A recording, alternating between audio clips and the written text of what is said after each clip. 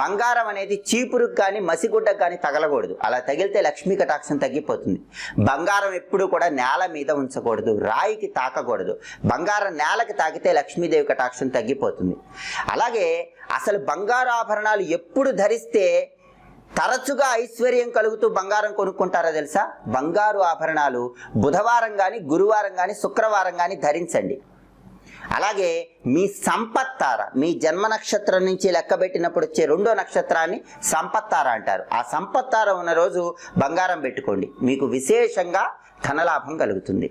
అలాగే ఎవరైనా సరే బంగారాన్ని తీసేటప్పుడు కొన్ని నియమాలు పాటించాలి. ఆడవాళ్ళు ఎప్పుడు ఒంటి మీద బంగారం తీస్తున్నా ముందు చెవులకు ఉన్నటువంటి బంగారు ఆభరణాలు తీయాలి, చివరగా చేతికున్న బంగారు ఆభరణాలు తీయాలి. అలా తీస్తేనే లక్ష్మీదేవి అనుగ్రహం కలుగుతుంది.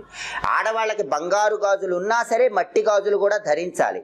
అలా ధరిస్తేనే లక్ష్మీ కటాక్షం కలుగుతుంది.